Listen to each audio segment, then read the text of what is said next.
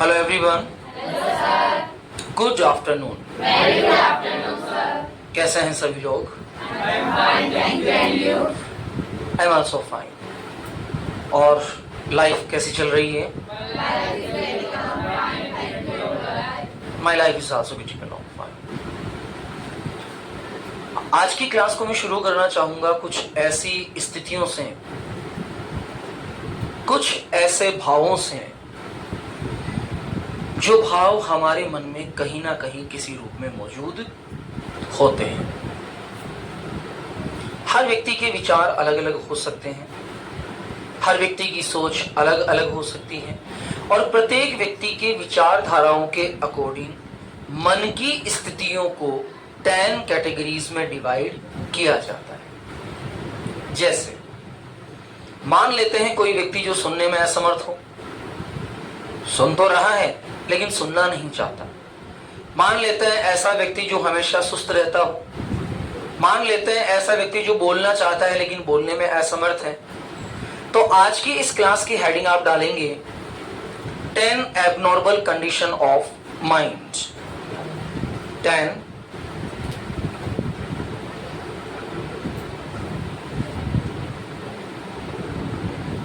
Abnormal condition of mind, यानी कि मन की 10 असामान्य स्थितियां कौन कौन सी हो सकती है।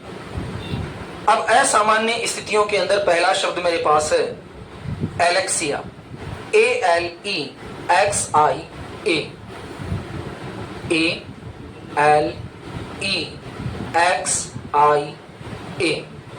इसे प्रोनाउंस किया जाएगा एलेक्सिया। एलेक्सिया एलेक्सिया का मतलब होता है पढ़ने में असमर्थता। अब पढ़ने में असमर्थता क्या होती है, इसको सबसे पहले हम लोग जानेंगे। पढ़ने में असमर्थता का मतलब होता है कि कोई व्यक्ति है जो पढ़ना तो चाहता है, उसने पढ़ना सीखा भी है, उसे पढ़ना आता भी है, लेकिन यदि वो किसी शब्द को बोल नहीं पा रहा है, पढ़ नहीं पा रहा है, तो इस मन की स्थिति को कहते हैं एलेक्सिया। मान लेते हैं क्लास के अंदर 10 मेंबर हैं, 10 स्टूडेंट हैं, 20 स्टूडेंट हैं। हम मान लेते हैं, जैसे मैं मान लेता हूं कि अभी हमारी क्लास में लगभग मोर देन 50 मेंबर्स बैठे हैं। अब इन 50 विद्यार्थियों में से कुछ विद्यार्थी ऐसे भी होंगे जिनको इंग्लिश की बुक पढ़ने में दिक्कत आती है, लेकिन वो बोलते हैं, उन्हें याद है। लिखने में असमर्थता ये एक अलग कैटेगरी हो जाती है। बोलने में असमर्थता ये एक अलग कैटेगरी हो जाती है। तो ऐसी मन की स्थिति जब आप किसी भी चीज को पढ़ने में असमर्थता महसूस करें, ये कंडीशन ऑफ द माइंड कहलाती है एलेक्सिया। Speak out. एलेक्सिया। कई बार पढ़ने में जोर भी आता है, पढ़ नहीं पाते हैं, पढ़ना चाहते ही नहीं है, पढ़ना। तो जब हम किसी चीज को पढ़ना नहीं चाहें, जब किसी चीज को हम एक्सेप्ट नहीं करना चाहें, जब किसी चीज को हम सीखना नहीं चाहें, तो ऐसी मन की स्थिति कहलाती है एलेक्सिया। क्या कहलाती है? एलेक्सिया। अब जैसे क्लास के अंदर 50 स्टूडेंट्स बैठे हैं और 15 स्टूडेंट्स में से 2 स्टूडेंट ऐसे हैं जो बैठे तो हैं, they are here but they are not here completely. तो यदि ऐसी स्थिति है जहां हम किसी भी चीज को पढ़ना चाहते हैं लेकिन पढ़ नहीं पा रहे, अच्छा कई बच्चे पढ़ना चाहते भी नहीं और पढ़ते भी नहीं है, तो ऐसी कंडीशन को भी हम क्या कहेंगे? एलेक्सिया। तो पढ़ने में असमर्थता क्या कहलाएगी? एलेक्सिया। ALEXIA। ये व्यक्ति के मन की आज हम 10 असाधारण स्थितियां, मन के 10 असाधारण एबनॉर्मल कंडीशन, ये नॉर्मल नहीं है। जब इसे एबनॉर्मल कंडीशन में देखा जाता है तो हम इसे abnormal condition of the mind, 10 abnormal condition of the mind के नाम से इसको जानते हैं। तो हमारे माइंड की पहली स्थिति क्या हो गई? एलेक्सिया। पढ़ने में असमर्थता, एलेक्सिया। पढ़ने में असमर्थता, एलेक्सिया। स्मृति का नाश, नंबर 2, स्मृति। क्या होती है स्मृति? स्मृति का नाश, याददाश्त में कमी होना।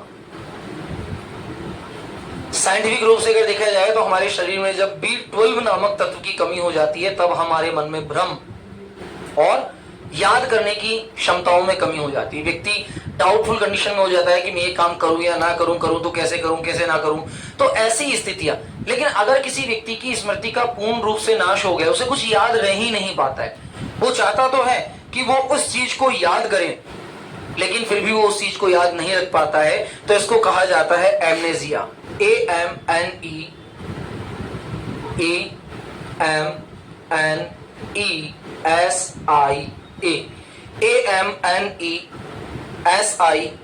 एमनेजिया। इसे क्या कहा जाता है? इसे कहा जाएगा एमनेजिया। एमनेजिया। तो यहां दूसरे मन की स्थिति क्या है? स्मृति का नाश, एबनॉर्मल कंडीशन ऑफ माइंड। ये सारी 10 की 10 स्थितियां कहां से पैदा होगी? यहां से पैदा होगी। जैसे पढ़ने में असमर्थता, मैं किसी चीज को नहीं पढ़ना चाहूंगा तो मैं क्या कहूंगा? एलेक्सिया। तो मैं कहूंगा he is suffering from Alexia. अगर कोई किसी चीज को पढ़ ही नहीं पा रहा है, पढ़ना चाहता ही नहीं है, तो मैं कहूंगा he is suffering from Alexia. He is suffering from Alexia. अगर किसी व्यक्ति की स्मरण शक्ति का नाश हो गया है, वो याद नहीं कर पाता है, किसी चीज को याद नहीं रख पाता है, वो मेमोरी लॉस इसे कह सकते हैं, अ लिटिल बिट, एक छोटी स्थिति में। तो यदि किसी की स्थिति ऐसी है जहां स्मृति का नाश है, तो ऐसे व्यक्ति को कहा जाएगा एमनेजिया। क्या कहा जाएगा? और ऐसी मन की स्थिति एमनेजिया के नाम से जानी जाएगी। तो मैं कहता हूं, मैंने कल एक लड़का देखा, उसको मैंने कहा कि यार तुम मुझे 100 रुपए दे दो, तो उसने मुझे 100 रुपए दे दिए। और 100 रुपए देने के बाद 2 मिनट बाद वो मुझसे पूछने लगा कि यार मैंने तुम्हें 100 रुपए दिए या नहीं दिए। कई बार ऐसा होता है, मैंने तुम्हें 100 रुपए दिए या नहीं दिए। या आप किसी दुकानदार के पास चले जाते हो, किसी शॉपकीपर के पास चले जाते हो, वहां जाकर आपने शॉपकीपर को 100 का नोट दे दिया। अब दुकानदार आपसे पूछता है कि यार तुमने मुझे पैसे दिए या नहीं दिए। उसे लग तो रहा है कि दिया, लेकिन ये भी लग रहा है कि आपने उसे वो पेमेंट, वो पैसा नहीं दिया। तो अगर कोई स्थिति ऐसी है जहां तुरंत कुछ समय के लिए कभी कभार अगर स्मृति का नाश हो रहा है, व्यक्ति सोचने समझने में सक्षम नहीं है, तो ऐसी प्रॉब्लम को, मन की स्थिति को क्या कहा जाएगा? एमनेजिया। क्या कहा जाएगा? एमनेजिया। इसके बाद है बोलने की शक्ति का नाश। कई बार क्या हो जाता है कि व्यक्ति अचानक बोलना बंद कर देता है, या बहुत ज्यादा बोलने वाले व्यक्ति कभी कभी अचानक चुप हो जाते हैं। तो ऐसी स्थिति जब किसी भी व्यक्ति की बोलने की शक्ति का नाश हो जाता है, इसे कहा जाता है एफेशिया। क्या कहा जाता है? APHASIA। APHASIA, एफेशिया।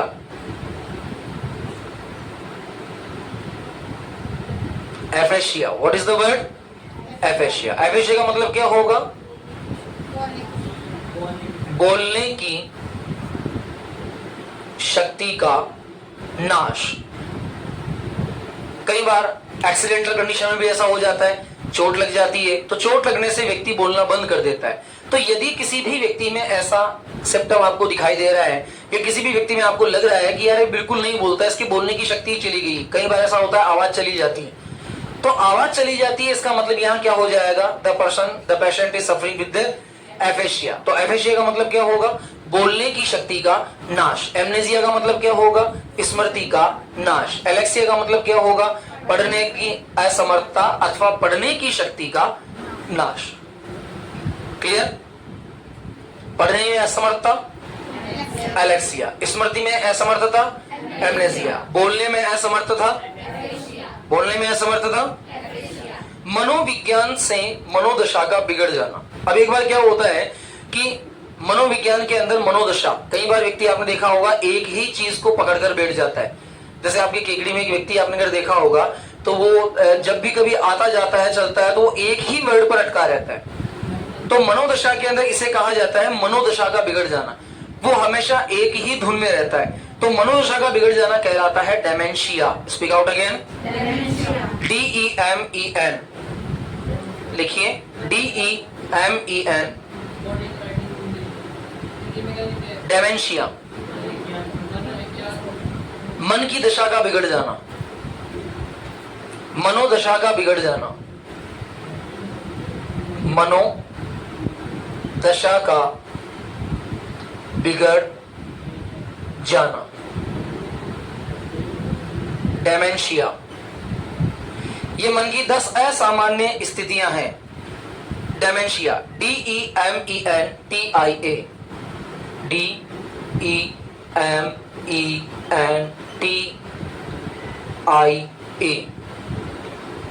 डेमेंशिया। इसमें टी को साइलेंट वर्ड के अकॉर्डिंग बोला जाता है, तो प्रॉपर वर्ड हो जाएगा डेमेंशिया, DEMENTIA।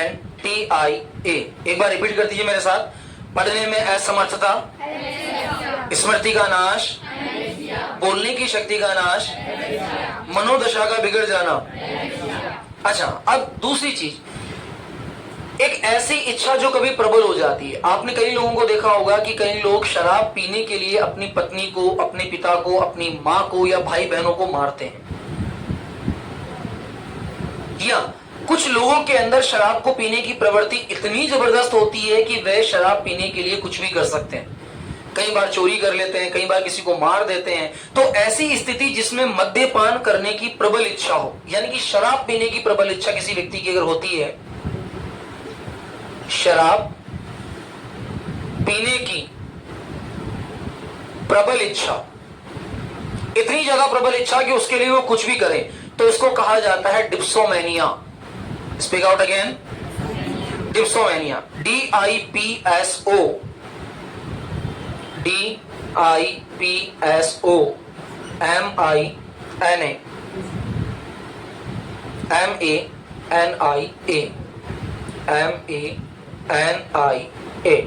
डिप्सोमैनिया। डिप्सोमैनिया ये मन की 10 असाधारण स्थितियां हैं जो कभी भी परिवर्तित हो सकती है।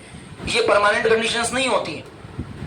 ये वे स्थितियां हैं जो कभी भी परिवर्तित हो सकती है, अथवा इन परिस्थितियों को कभी भी परिवर्तित किया जा सकता है। दिख रहा है सबको? दिख रहा है? नो? अब दिख रहे हैं? That's very good. तो यहां हमारी स्थिति क्या हो गई? डिप्सोमैनिया। तो डिप्सोमैनिया का मीन क्या होगा? मद्यपान, शराब पीने की प्रबल इच्छा, और इतनी प्रबल इच्छा कि जिसके लिए वो कुछ भी कर गुजरे, किसी भी स्थिति तक चली जाए। तो यदि कोई व्यक्ति शराबी है और यदि आपको लग रहा है कि आपके पड़ोस में कोई ऐसा व्यक्ति रहता है जो रोज अपनी पत्नी से, अपने बच्चों से, अपने माता पिता से, अपने रिलेटिव से मारपीट करता है, और केवल इसलिए मारपीट करता है क्योंकि उसको शराब के पैसे नहीं दिए जा रहे हैं, तो आप समझ जाइएगा कि he is the patient of the dipsomania. ये एक ऐसा व्यक्ति है जिसकी मनोदशा डिप्सोमैनिया के अकॉर्डिंग इस समय आ रही है। या कोई व्यक्ति शराब पीने के लिए किससे लड़ने लग जाए, पैसे मांगने लग जाए। अच्छा, ऐसे व्यक्ति किसी भी व्यक्ति से पैसे मांगने में शर्म नहीं करते हैं, हिचक नहीं करते हैं। वो छोटे बड़े बूढ़े किसी का लिहाज नहीं करते हैं, क्योंकि ये उनकी प्रॉब्लम नहीं है।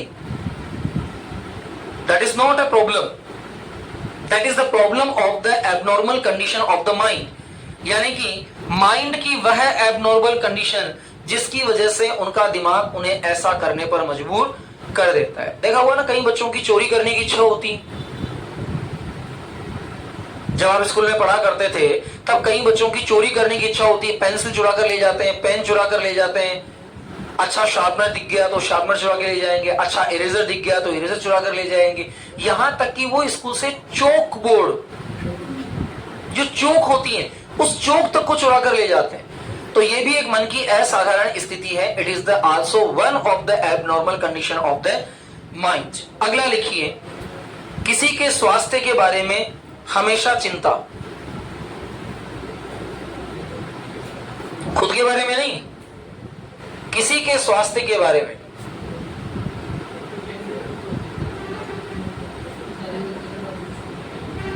किसी के स्वास्थ्य के बारे में हमेशा चिंता करना। किसी भी हेल्थ के बारे में, इसे कहा जाता है hypochondria. HYPO, HYPOCHO, HYPOCHO, hypo HYPOCHO NDRIA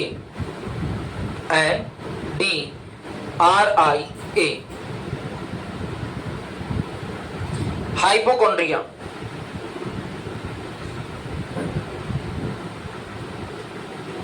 इसे कहा जाएगा हाइपोकॉन्ड्रिया।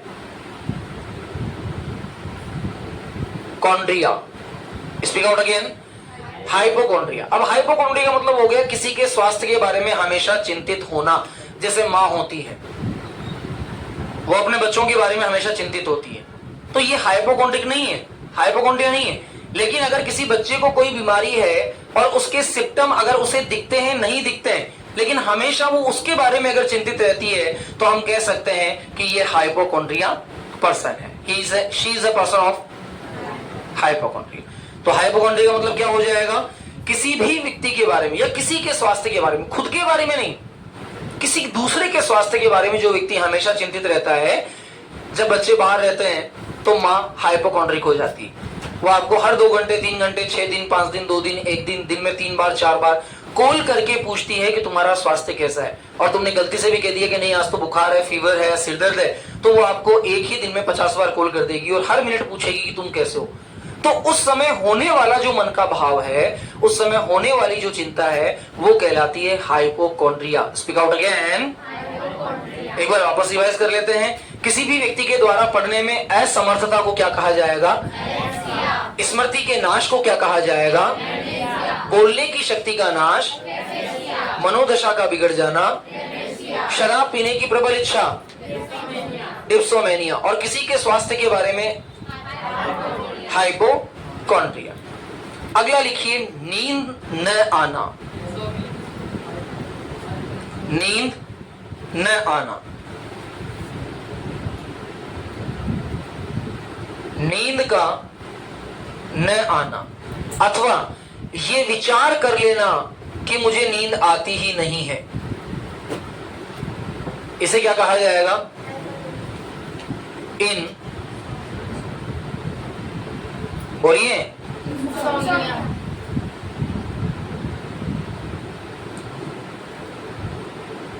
इंसोम्निया। इसे क्या कहा जाएगा? इंसोम्निया। और इंसोम्निया जब बहुत लंबी बीमारी के रूप में हो जाता है तो उसे कहा जाता है हाइपर इंसोम्निया। क्या कहा जाता है? आपने तो कभी नहीं देखा होगा। मैं 2019 वार्ड नंबर 29 था। When I was in a hospital, जब मैं हॉस्पिटल में एक बार अपने मित्र से मिलने गया था, तो वहां मैंने उस वार्ड नंबर 28 के अंदर मेरे जो मित्र थे वो एडमिट थे, और वार्ड नंबर 29 के अंदर वह व्यक्ति एडमिट था। तो उस व्यक्ति के बारे में जब मुझे बताया गया कि इस व्यक्ति को नींद निकाले हुए लगभग 3 महीने हो चुके हैं, मतलब 3 महीनों से वो सो ही नहीं रहा है, बहकी बहकी बातें करने लग गया है, पागलों जैसा उसका व्यवहार हो गया है, क्योंकि लगातार नहीं सोने से दिमाग की स्थितियां बिगड़ जाती है। इसलिए कहा जाता है कि एक स्वस्थ व्यक्ति को लगभग 6 से 8 घंटे की नींद प्रॉपर रेगुलर लेनी ही चाहिए। आप टुकड़ों में ले सकते हैं, 2 घंटे दिन में सो सकते हैं, 6 घंटे रात को सो सकते हैं। अब जो पढ़ने वाले स्टूडेंट हैं, जितने भी पढ़ने वाले स्टूडेंट्स हैं, वो अलग अलग टुकड़ों में नींद ले सकते हैं, लेकिन 24 घंटे में लगभग 6 से 8 घंटे की नींद आपकी पूरी होनी चाहिए। तो यदि लगातार आपको नींद नहीं आ रही, कई बार ऐसा होता है कि जब हम बहुत ज्यादा थक जाते हैं, जब मच टायर्ड हो जाते हैं, तब भी नींद नहीं आती है। एक लिमिटेड थकान अगर है तो हमें नींद अच्छी आती है, अगर थकान भी ज्यादा हो जाती है तो भी हमें नींद नहीं आती है। तो लगातार नींद नहीं आना, ऐसा नहीं है कि सर मैं कल रात सो नहीं पाया तो इंसोम्निया, ऐसा नहीं होगा। ऐसा नहीं मैं आज सर मैं परसों सो नहीं पाया रात को, मुझे लगता है sir it is the problem of the insomnia with me, ऐसा नहीं। एक दिन नींद नहीं आना ये नॉर्मल बात है। हो सकता है आपके साथ कोई प्रॉब्लम हो, आप थक गए हो या दिन में 8 घंटे सो गए हो। अगर आप दिन में अपनी नींद का कोटा पूरा कर लेते हैं तो रात को नींद नहीं आती है, तो वो इंसोम्निया नहीं है। लगातार अगर आपको नींद नहीं आ रही है, लगातार अगर आपको सोने की इच्छा नहीं हो रही है, तो वो इंसोम्निया है। अब इससे बड़ा भाव जिसकी मैं बात कर रहा था, किसी भी चीज को चुराने की इच्छा होना, क्या कहेंगे? किसी भी चीज को चुराने की इच्छा होना। अच्छा एक बात ध्यान दीजिएगा, चोरी करने का भाव जो होता है ये एक बहुत ही स्पेशल कैटेगरी का भाव होता है। आप जानते हैं चोरी करने का भाव जो है ये बहुत ही स्पेशल कैटेगरी का भाव होता है। ऐसा क्यों होता है? मान लेते हैं, अच्छा इसमें व्यक्ति की मनोदशा भी परिवर्तित हो जाती है। चोरी करने के भाव की स्थिति व्यक्ति के, इसको कहा जाता है वैसे क्लेप्टोमेनिया। मैं बता दूं पहले आपको, चोरी करने का भाव जब होता है, चोरी करने की प्रबल इच्छा जब मन में जागृत हो जाती है तो इसको कहा जाता है क्लेप्टोमेनिया। आपने YouTube पर या कई प्रकार की अन्य सोशल साइट्स पर आपने इस चीज को देखा होगा कि कई लोग बड़े मॉल, रेस्टोरेंट या किसी भी दुकान से किसी प्रकार की चीज को चोरी करते हुए पकड़े जाते हैं। तो ये एक मन की स्थिति होती है। मन की स्थिति मतलब उसका मन उस चीज के प्रति इतना ज्यादा अट्रैक्टिव हो जाता है कि वो उसे खरीदने से ज्यादा बढ़िया समझता है कि मैं इसकी चोरी कर लूं। तो यदि किसी भी व्यक्ति के मन में भाव, अगर ऐसा भाव लगातार चल रहा है कि किसी भी चीज को चुराने की प्रबल इच्छा, जैसे कई बच्चे होते हैं, अभी अपने यहां अभी मैं नाम नहीं बताऊंगा, 2 से 3 साल पहले कुछ बच्चे थे, एक ग्रुप था उनका। वो क्या करते थे? कुछ नहीं करते थे, जैसे यहां मार्कर रखा हुआ है तो वो जाते समय इस मार्कर को उठा कर ले जाते थे। मैंने एक दिन मार्कर, मैंने सोचा कुछ कहीं रख दिया होगा, may be possible that I forget. Second day मैंने न्यू निकाला, उसके बाद वो गायब। थर्ड डे फिर मैंने एक नया निकाला, फिर उसके बाद गायब। फिर मुझे ऐसा महसूस हुआ कि सम स्टूडेंट्स और may be any student is suffering from the kleptomania condition. हो सकता है वो मन की उस 10 असाधारण स्थितियों में से एक असाधारण स्थिति से गुजर रहा हो, जिसे किसी भी चीज को कलेक्ट करने का अथवा किसी भी चीज को चुराने का शौक है। अगर कोई भी व्यक्ति किसी वस्तु को चुरा रहा है अथवा आपकी भी इच्छा ऐसी हो रही है कि नहीं यार इसको तो उठा के जेब में डाल दूं, ये मन की स्थिति है। ये क्या है? मन की स्थिति। अच्छा ऐसी मन की स्थिति कब बनती है? जब आपको कोई नहीं देख रहा होता है। मान लेते हैं कोई शॉप है, आप शॉपिंग करने के लिए मॉल में गए। अब आप शॉपिंग करने के लिए मॉल में गए और आपको पता लगा कि वहां कोई भी ऐसा नहीं है जो आपको देख रहा है। फिर आपने देखा कि कहीं सीसीटीवी कैमरा, जैसे अपने यहाँ लगे हुए हैं काफी सारे सीसीटीवी कैमरा, तो क्या इस तरह का कोई सीसीटीवी कैमरा लगा हुआ है? नहीं यार, सीसीटीवी कैमरा भी लगा हुआ नहीं है। चलो ठीक है। अब आप जब आगे जा रहे हैं तो अब आपको वहां एक अच्छी सी चीज जो आपको बहुत पसंद आ रही है, लेकिन आप उसे खरीदने में असमर्थ हैं उस समय, तो आपके मन में एक भाव पैदा होता है, और जो भाव आपके मन में पैदा हो रहा है उस भाव को कहा जाएगा क्लेप्टोमेनिया। क्या भाव कहा जाएगा? और ये क्लेप्टोमेनिया आपको किसी भी चीज को चुराने के लिए प्रेरित करता है। चोरी करना मन की उन 10 असामान्य स्थितियों में से एक स्थिति है जिसमें व्यक्ति का मन किसी भी वस्तु को चोरी करने के लिए उस व्यक्ति को प्रेरित करता है। व्यक्ति का माइंड ये कहता है कि नहीं इसको चुरा ले। छोटे बच्चों में ये भाव ज्यादा होता है। स्कूल में पढ़ने गए, रेगुलर स्कूल से पेंसिल्स गायब हो रही है, क्लास से पेंसिल्स गायब हो रही है, किसी एक बच्चे का बैग चेक किया गया तो उसके बैग में सारी क्लास की पेंसिल्स भरी हुई थी। अब यहां जो भाव पैदा हो रहा है इस भाव को कहा गया क्लेप्टोमेनिया। क्या कहा गया? तो लिखिए, किसी भी वस्तु को चुराने की प्रबल इच्छा, किसी भी वस्तु को चुराने की प्रबल इच्छा, किसी भी वस्तु को चुराने की प्रबल इच्छा, क्लेप्टोमेनिया।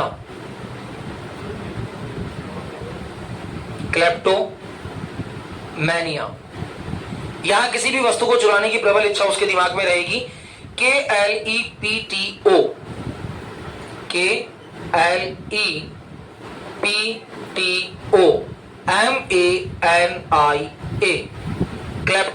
MANIA, kleptomania.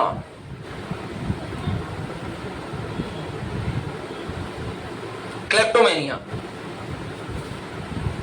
रिवाइज कीजिएगा। पढ़ने में असमर्थता, स्मृति का नाश होना, बोलने की शक्ति का नाश होना, मनोदशा का बिगड़ जाना, मद्यपान करने की प्रबल इच्छा, डिप्सोमेनिया, किसी भी व्यक्ति की स्वास्थ्य के बारे में चिंता, लगातार नींद का न आना, किसी वस्तु को चुराने की प्रबल इच्छा होना। अच्छा, एक ऐसे प्रकार के व्यक्ति भी होते हैं जो अपने आप को बहुत महान मानते हैं। देखा होगा आपने, हर परिवार के अंदर ऐसा एक महान व्यक्ति अवतार जरूर लेता है। हर परिवार में एक ऐसा व्यक्ति अवतार जरूर लेता है, एक ऐसा व्यक्ति पैदा जरूर होता है जिसे अपने बारे के अंदर भ्रांति होती है कि मैं सबसे महान हूं। अच्छा, मैं नहीं होता तो कुछ नहीं होता। जब व्यक्ति को ऐसी भावना, इसको मेगलोमेनिया कहा जाता है, ऐसी भावना जब किसी व्यक्ति के माइंड में हो जाती है जिसे अपने ही प्रति महान धारणा हो जाती है कि मैं ही संसार का सर्वे सर्वा हूं। हर परिवार में ऐसे अवतारी पुरुष होते हैं जो बात बात पर बिना बताए अपनी राय देंगे, और राय अगर सही हो गई तो कहेंगे कि मैंने कहा इसलिए ऐसा हुआ, और अगर राय गलत हो गई तो कहेंगे मैंने कहा जैसा नहीं किया इसलिए ऐसा हुआ। दोनों ही अवस्थाओं के अंदर होता है कि नहीं होता है? होता है ना। और ऐसे लोग जो होते हैं इनको बहुत बड़ी भ्रांति होती है। मतलब ये जब भी हमारे घर में आएंगे, घर में आके इस तरह से आएंगे जैसे ये सारा जो घर परिवार है, ये गॉड ब्लेस यू बेटा, ये सारा घर परिवार इन्हीं के द्वारा बसाया गया है। ये अपने आप को महान समझते हैं। जैसे कोई क्लास है, अब उस क्लास के बारे में कुछ एक या दो लड़के ऐसे भी होंगे, एक या दो लड़कियां ऐसी भी होंगी जो हमेशा, जिनके दिमाग में ऐसा होता है कि जो अपने आप को हमेशा ये समझती है कि मैं ही परफेक्ट हूं, या जो अपने आप को ऐसा समझता है कि मैं ही परफेक्ट हूं। तो जब व्यक्ति को अपने बारे में ये भ्रांति हो जाती है कि मेरे होने से सब कुछ है, वो तो ये समझ जाता है कि पृथ्वी शेषनाग के सिर पर नहीं, मेरे सिर पर टिकी हुई है। उसको ऐसा लगता है कि अब इस धरती पर किसी अवतार की आवश्यकता नहीं है, मैं हो चुका हूं, काफी है, बस सब मैं संभाल लूंगा। दुनिया में अगर कभी तृतीय विश्व युद्ध हुआ तो सबसे पहले मैं जाऊंगा और मैं कह दूंगा स्टॉप, अभी आवश्यकता नहीं है। तो इतनी बड़ी भ्रांति जब किसी के माइंड में हो, इसको कहा जाता है मेगलोमेनिया। अपनी महानता के बारे में भ्रांति, अपनी महानता के बारे में भ्रांति। जब किसी व्यक्ति को अपनी महानता के बारे में भ्रांति हो जाती है तो इसको कहा जाता है मेगलोमेनिया। MEGALO, MEGALO,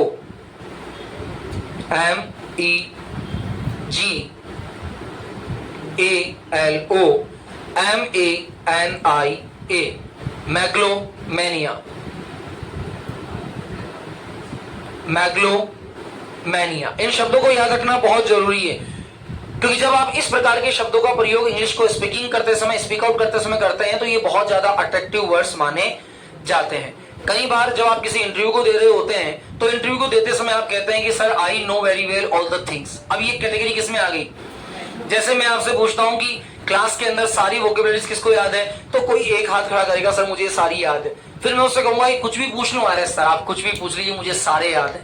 तो समझ जाना कि यहां उस व्यक्ति की स्थिति मैग्लोमैनिक हो रही है। कैसी हो रही है? मैग्लोमैनिक। मैग्लोमैनिक मतलब अब उसे ऐसा लगने लगा है कि इस क्लास में किसी को कुछ नहीं आता है, केवल मैं ही हूं जो इन सारी चीजों को याद कर सकता हूं अथवा बता सकता हूं। तो यदि किसी को अपने बारे में भ्रांति हो, किसी व्यक्ति को ये लगे कि वो ही महान है, तो ऐसा व्यक्ति या ऐसी पर्सनैलिटी या ऐसी abnormal condition of the mind कहलाती है मैग्लोमेनिया। जैसे शराब पीने के बाद हर व्यक्ति अपने आप को अंग्रेजी बोलने वाला समझने लगता है। मैग्लोमेनिया, भ्रांति वाली स्थिति। ऐसी भ्रांति वाली स्थिति जब वो अपने आप को बहुत स्पेशल कैटेगरी में समझता है। कल की ही बात है, कल पता है ना, मैं यहां से वहां किसी मीटिंग के लिए आउट ऑफ स्टेशन यहां गया था मैं, तो वहां रास्ते में कई सारे लोग मुझे मिल जाते हैं। अच्छा, मुझे नहीं, सभी को मिलते हैं, मैं तो शायद उनका अंतिम शिकार होता हूं। गाड़ी को इस तरह से रोक लेते वो, और ऐसा नहीं कहेंगे रुक, स्टॉप। उनके बोलने का तरीका क्या होता है? स्टॉप। मुझे लगता है यार कोई अंग्रेजी बोलने वाला, चलो रुक जाओ, दो बातें हो जाएगी। फिर वो अपने पूरे दुखड़े सुनाते हैं। अच्छा, कई बार तो वो दुखड़े सुनाते सुनाते कक्षा 6 में याद की हुई 2 दिन की छुट्टी की बीमारी की एप्लीकेशन भी बोल देते हैं। Sir, I am a student of the class 10th. I am not able to come in your school because I am suffering from ill. So please kindly grant me leave for 2 days. Thank you, sir. मैं कई बार नहीं समझ पाता कि ये कहने क्या चाह रहे हैं, लेकिन उस समय चूंकि उनकी स्मृति का नाश पूरी तरह से हो चुका है, उस समय उनकी स्थिति क्या है? एमनेजिया।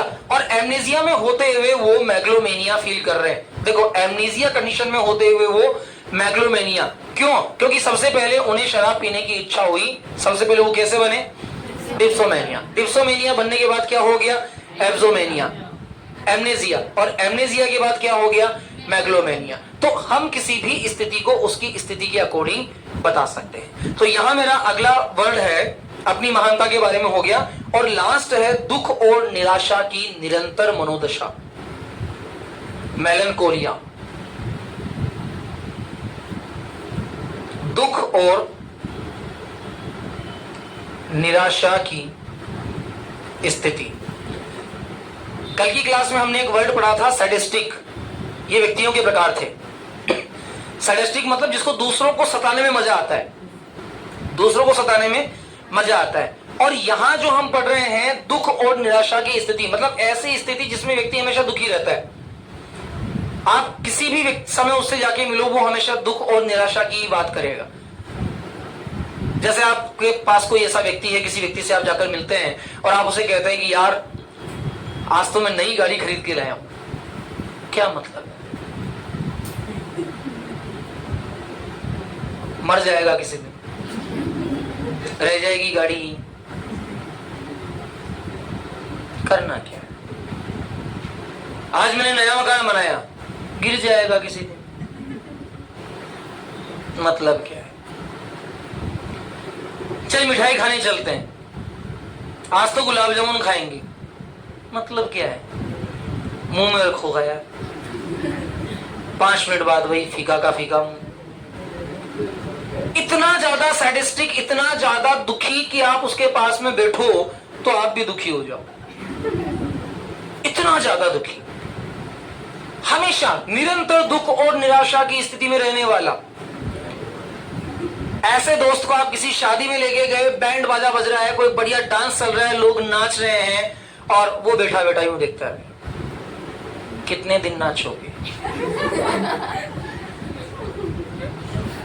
1 घंटे बाद शादी खत्म, फिर वो क्या हुई?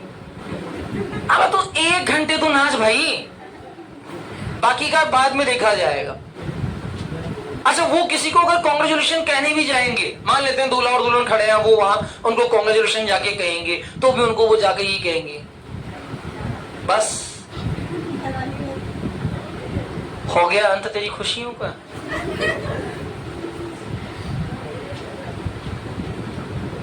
₹10 लाख खर्च किए भाई साहब शादी में, तो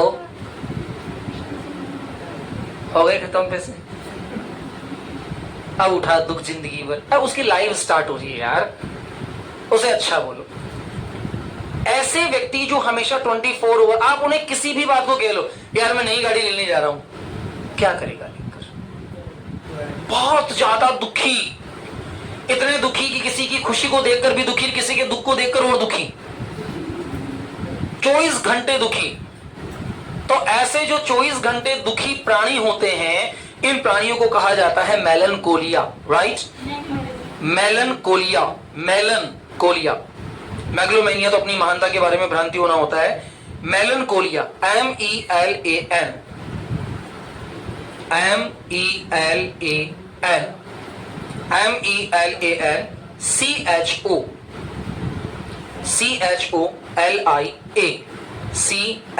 CHOLIA, मेलनकोलिया। What is the word? मेलनकोलिया। अब यहां मेलनकोलिया का मतलब हो गया दुख और निराशा की स्थिति। एक ऐसी स्थिति जिसमें 24 घंटे वो व्यक्ति दुखी रहेगा, हमेशा रोता ही रहेगा। अगर उसके पास सारी चीजें हैं, सारे साधन हैं, सारी अवस्थाएं हैं, सारी खुशियां हैं, सारी चीजें हैं, लेकिन वो हमेशा अगर दुख की अवस्था में रहेगा, तो ऐसा पर्सन कहलाएगा मेलनकोलिया। एक बार वापस हम लोग इसको रिवाइज कर लेते हैं, आप मेरे साथ बोलिएगा। एक ऐसा लड़का है जो पढ़ नहीं पाता, एक ऐसा लड़का है जो बार बार भूल जाता है, एक ऐसा व्यक्ति जो अब बोल नहीं पा रहा है, एक ऐसा लड़का जिसकी मनोदशा बिगड़ गई है, एक ऐसा लड़का जिसको हमेशा शराब पीने की इच्छा होती है, एक ऐसा लड़का जो हमेशा दूसरों के स्वास्थ्य के बारे में चिंता करता है, एक ऐसा व्यक्ति जिसको कभी नींद नहीं आ रही है, एक ऐसा व्यक्ति जिसकी हमेशा इच्छा होती है कि मैं चोरी कर लूं, क्लेप्टोमेनिया, एक ऐसा व्यक्ति जिसको हमेशा लगता है कि मैं ही सर्वे सर्वा हूं, और ऐसा व्यक्ति जो हमेशा दुख और निराशा की स्थिति में रहता है, मेलनकोलिया। What is the word for it? कल मैं एक ऐसे लड़के से मिला जिसको मैंने कहा कि तू मेरे साथ इंग्लिश स्पोकन करने चल, तो उसने मुझे कहा कि यार मैं चल तो सकूं लेकिन मैं पढ़ नहीं सकता हूं। तो मैंने कहा कि यू आर सफरिंग फ्रॉम। मैं एक व्यक्ति से पूछा कि मैंने कल तुम्हें कितने रुपए दिए थे, तो उसने कहा कि यार आजकल पता नहीं क्या हो गया, मुझे याद ही नहीं रहता मैं कभी किसको क्या देता हूँ क्या लेता हूँ। तो मैंने कहा यू आर सफरिंग फ्रॉम। कल मैं एक व्यक्ति से मिला जिसको मैंने कहा कि तुम क्या कर रहे हो, तो वो मुंह को हिलाते हुए आ इस तरह करने लगा। तो मैंने कहा ये तुम्हें अचानक क्या हुआ? तो उसने कहा मुझे समझाया इशारों से कि मैं बोल नहीं पा रहा हूं। तो मैंने कहा कि इसकी बोलने की शक्ति का नाश हो गया है, तो ही इज द पर्सन ऑफ। अचानक मैंने लगा कि एक व्यक्ति अच्छा दिखते दिखते लोगों पर पत्थर फेंकने लगा, तो मुझे लगा कि इसकी मनोदशा का बिगड़ जाना संभव है। तो मुझे लगा कि इसकी मनोदशा बिगड़ गई है। तो बिगड़ी हुई मनोदशा के लिए मैं क्या कहूंगा? एक सामान्य सा व्यक्ति था जो कभी भी शराब नहीं पीता था, लेकिन अचानक वो मुझे रोज आकर कहने लगा कि उसकी शराब पीने की बहुत प्रबल इच्छा होती है। तो मैंने कहा ही इज अ पर्सन। एक व्यक्ति हमेशा अपने परिवार के लोगों के बारे में, दूसरों के बारे में, हर व्यक्ति के बारे में चिंतित करता था। जैसे ये जो प्रॉब्लम थी हाइपोकॉन्ड्रिया, ये हाइपोकॉन्ड्रिया प्रॉब्लम अपने इंडिया के अंदर बहुत जबरदस्त फैली थी अभी जब हमारे इंडिया के अंदर कोविड-19 ने प्रवेश किया था।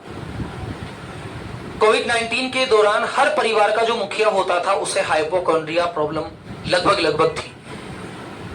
अगर उसके बच्चे को छींक भी आ जाती थी तो वो पूरा मेडिकल का पिटारा खोल के रख देता था। डाइक्लोफ्लेम से लेकर पैरास्टामोल से लेकर के और सिट्रिजन तक की सारी टेबलेट सामने रख देता था, क्योंकि उसके मन में किसी भी व्यक्ति के भय, बीमारी के बारे में एक भय अथवा डर पैदा हो गया था। तो किसी भी व्यक्ति के बारे में जब डर या भय पैदा हो जाता है तो इसे कहा जाता है हाइपोकॉन्ड्रिया। लगातार नींद का ना आना। एक लड़का है जो 8 दिन से नहीं सो रहा है, तो मैं कहूंगा ही सफरिंग फ्रॉम। एक व्यक्ति है जिसकी हमेशा किसी न किसी वस्तु को चुराने की इच्छा होती है, वो किसी न किसी वस्तु को चुराना चाहता है, तो मैं इसे क्या कहूंगा? मेरी क्लास में एक लड़का है जो रोजाना मुझसे कहता है कि चल आज तो अपन स्कूल के स्टाफ रूम में चोरी करते हैं। तो वो लड़का क्या कहलाएगा? क्लेप्टोमेनिया। उस व्यक्ति के मन की स्थिति कैसी है? उस लड़के के मन की स्थिति कैसी है? बैठिए। उस व्यक्ति के मन की स्थिति कैसी है? क्लेप्टोमेनिया। और यदि किसी को अपनी महानता के बारे में विश्वास है तो वो, और यदि कोई दुख और निराशा की स्थिति में गुजर रहा है तो 5 मिनट का टाइम दे रहा हूँ, सारे शब्द याद कर लीजिए, आते ही वापस पूछूंगा।